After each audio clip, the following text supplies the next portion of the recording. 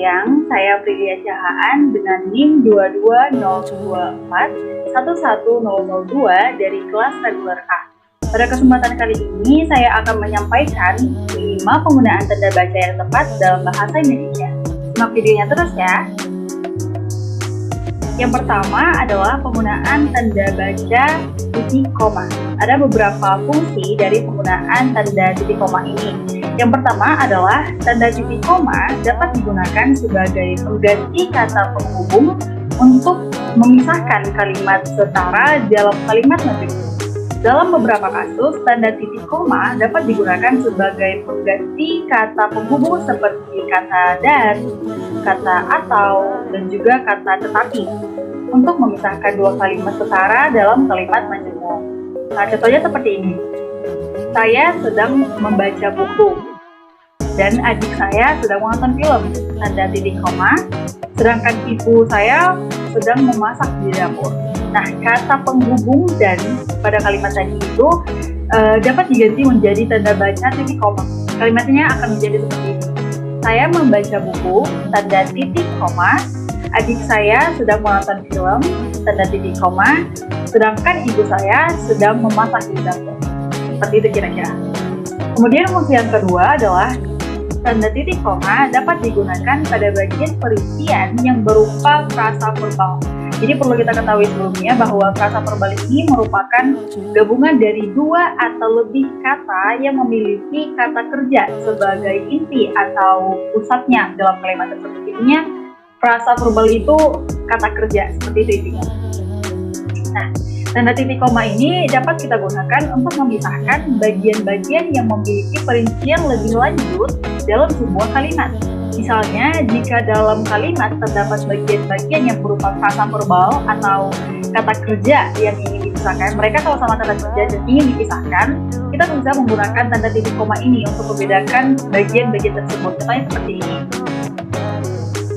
Saya suka memasak, tanda titik koma, tetapi saya tidak suka mencuci piring.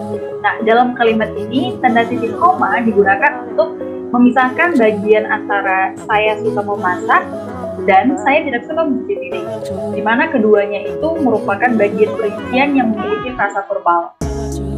Saya suka memasak kan kata kerja. Saya tidak suka mencuci piring kan kata kerja. Jadi itu sama-sama frasa verbal. Jadi dia dipisahkan menggunakan tanda titik koma. Seperti itu kira-kira. Kemudian fungsi yang selanjutnya yaitu tanda titik koma dapat digunakan untuk memisahkan bagian-bagian perincian di dalam kalimat yang sudah menggunakan tanda koma. Jadi jika ada kalimatnya di dalam kalimat itu sudah ada tanda koma, namun masih ada perincian lain lagi dalam kalimat tersebut, maka dapat digunakan tanda titik koma seperti itu. Jadi kita dapat menggunakan tanda titik koma ini untuk memisahkan bagian-bagian dari perincian tersebut agar pembaca lebih paham, lebih jelas mengetahui seperti itu. Nah, contohnya itu seperti ini. Ibu membeli buku, pensil, dan tinta. Kemudian ditambahi tanda titik koma di belakang di belakang kata tinta, baju, celana, dan kaos. Kemudian di setelah kata kaos itu ditambahkan tanda titik koma lagi, serta pisang, apel, dan jeruk. Nah, dalam kalimat di atas, tanda titik koma digunakan untuk memisahkan bagian-bagian perincian seperti buku, pensil, dan tinta itu masuk dalam perincian alat tulis.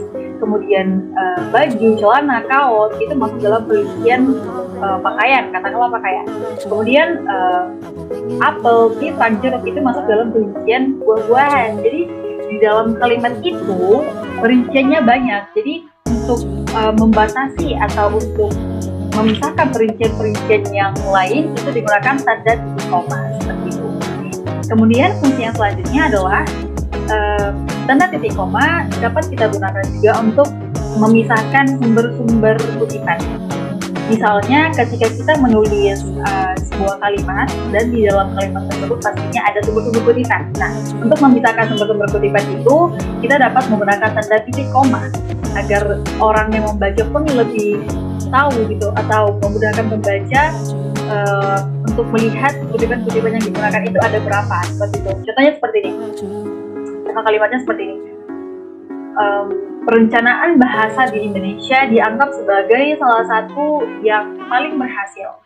Dalam kurung, Friesman pada tahun 1974 tanda titik koma, Mulyono pada tahun 1985 tanda titik koma, dan Samuel pada tahun 2008. Jadi tanda titik koma di atas berguna untuk memisahkan antara satu sumber dengan sumber yang lainnya. Seperti dalam kalimat yang saya ucapkan tadi, itu digunakan 3 sumber kutipan seperti itu. Tanda baca yang selanjutnya adalah tanda pisah. Jadi ada beberapa fungsi dari tanda pisah ini juga. Yang pertama, tanda pisah dapat kita gunakan untuk mengapit keterangan atau penjelasan yang bukan bagian utama dari kalimat tersebut. Jadi tanda pisah ini kita dapat gunakan menandai keterangan atau penjelasan tambahan di dalam kalimat, di mana tambahan ini sebenarnya tidak menjadi bagian utama kalimat. Misalnya seperti ini. Kucing, tanda pisah. Hewan peliharaan yang lucu, tanda pisah, sering dijadikan teman manusia di rumah. Jadi sebenarnya bagian hewan peliharaan yang lucu itu bukanlah bagian yang penting sebenarnya, bukan bagian utama dari kalimat tersebut. Jadi tanpa ditambahkan bagian itu pun sebenarnya pembaca sudah paham maksud dari kalimat, bahwa kucing merupakan hewan yang sering dijadikan manusia sebagai teman di rumah, seperti itu kan. Namun bagian tersebut digunakan hanya sebagai pelengkap saja. Kemudian fungsi yang selanjutnya, tanda pisah dapat digunakan untuk mengapit keterangan atau penjelasan yang merupakan bagian utama kalimat dan dapat saling menggantikan dengan bagian yang dijelaskan. Jadi ini kebalikan dari yang pertama tadi. Misalnya seperti ini. Makanan itu terdiri dari nasi, tanda pisah, beras yang dimasak, tanda pisah, dan sayuran. Nah, tanda pisah dalam kalimat tersebut sebenarnya digunakan untuk mengapit penjelasan tentang nasi dan sayuran. Kata nasi dan bagian frasa yang beras yang dimasak itu sebenarnya memiliki makna yang sama kan. Itu merupakan bagian utama dari kalimat tersebut. Dan posisinya itu bisa diubah. Jika posisi nasi dan beras yang dimasak itu diubah, maknanya akan sama. Posisinya akan seperti ini jika diubah. Kalimatnya akan seperti ini.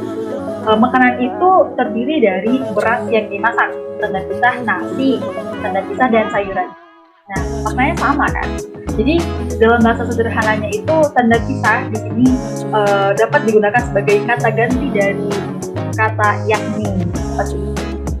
Kemudian fungsi yang selanjutnya adalah tanda pisah digunakan di antara dua bilangan ataupun tanggal atau tempat yang berarti membacanya itu sampai dengan atau sampai ke.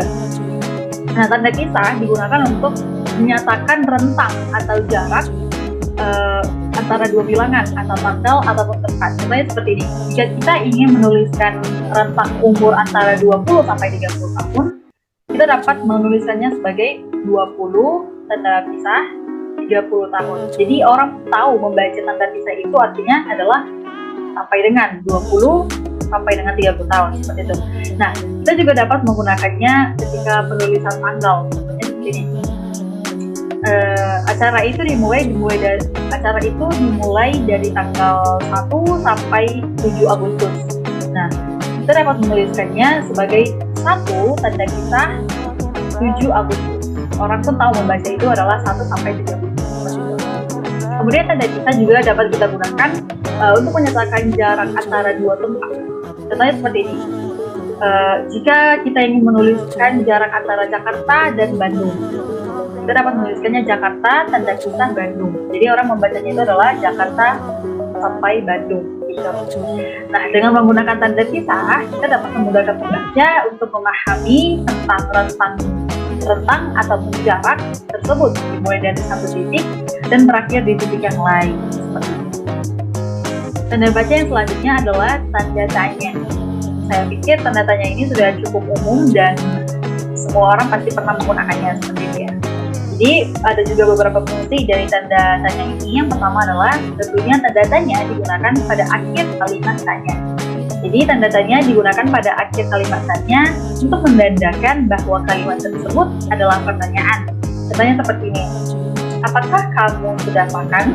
Nah, di akhir kata makan itu ditambahkan dengan penggunaan tanda tanya. Nah, jadi ketika kamu ingin menanyakan sesuatu kepada seseorang, gunakanlah tanda tanya pada akhir kalimat agar orang yang kamu ajak bicara itu tahu bahwa itu adalah pertanyaan. Kemudian fungsi yang selanjutnya adalah tanda tanya digunakan di dalam tanda kurung untuk menyatakan bagian kalimat yang diragukan atau kurang dapat dibuktikan kebenarannya. Contohnya seperti ini. Contoh kalimatnya seperti ini. Pendidikan kewarganegaraan, buka kurung, apakah benar-benar efektif? Tanda tanya, tutup kurung, harus diajarkan di semua sekolah. Nah, tanda tanya digunakan di dalam tanda kurung itu menunjukkan bahwa orang-orang meragukan keefektifan dari pendidikan kewarganegaraan. Ini berarti masih ada perdebatan tentang apakah pendidikan kewarganegaraan itu harus diajarkan di semua sekolah atau tidak. Nah, kita juga dapat menggunakan seperti ini kalimatnya. Di Indonesia terdapat 740, kemudian di akhir kalimat, di akhir kata 740 ini tanda tanya, buka kurung, tanda tanya, tutup kurung, bahasa daerah. Nah, artinya di sini angka 740 itu belum valid, masih dalam rentang kurang lebih. Maka setelah angka 740 itu ditambahkan tanda tanya. Artinya masih diragukan kebenarannya, apakah memang benar 740 atau lebih atau kurang. Tanda baca yang selanjutnya adalah tanda seru. Nah, biasanya tanda seru ini digunakan untuk mengakhiri ungkapan yang menggambarkan kekaguman, kesungguhan, emosi yang kuat, seruan, ataupun perintah. Misalnya seperti ini, saat kita ingin mengungkapkan rasa terkejut atau kagum, kita bisa menggunakan tanda seru di akhir kalimat. Contoh kalimatnya, wow, ini luar biasa. Di akhir kata biasa, itu biasanya kita menambahkan tanda seru.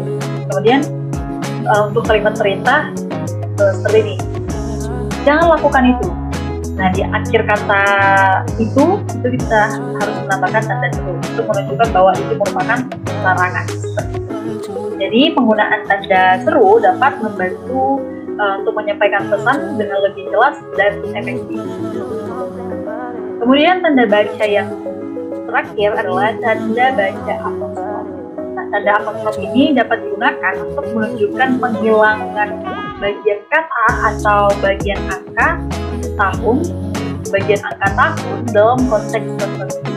Nah, tanda apostrof biasanya digunakan untuk menunjukkan penghilangan bagian kata atau angka dalam suatu kalimat. Contohnya seperti ini. Diriku selalu dimanja. Kata selalu itu artinya selalu. Berarti ada penghilangan huruf E di sana. Huruf E digantikan tanda apostrof seperti itu. Kemudian contoh untuk penggunaan angka, misalnya tahun 1980-an. Nah, kita dapat menyingkatnya menjadi tahun tanda apostrof 80-an. Berarti ada penghilangan angka 19 di sana. Angka 19 digantikan dengan tanda apostrof seperti itu. Nah, jika ditanya mengapa harus menggunakan tanda apostrof, mengapa tidak dibaca secara gamblang saja bagaimana penulisannya seperti itu kan? Nah, itu tanda apostrof itu membantu untuk menyederhanakan kata ataupun kalimat dan tentunya menghemat ruang penulisan dalam beberapa kasus lah seperti itu dan beberapa konteks. Nah, dengan menggunakan tanda apostrof tentunya kita bisa menghilangkan bagian kata atau angka yang kurang penting, tetapi tetap mempertahankan makna atau kalimat tersebut. Jadi walaupun kata atau huruf ataupun angka tersebut hilang, orang tetap tahu itu maksudnya apa. Orang tetap paham membacanya apa seperti itu. Demikian hasil pemaparan saya mengenai penggunaan tanda baca. Saya mohon maaf apabila ada kesalahan kata maupun penjelasan yang sulit dimengerti.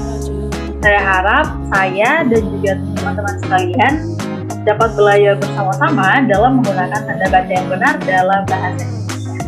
Terima kasih dan sampai jumpa.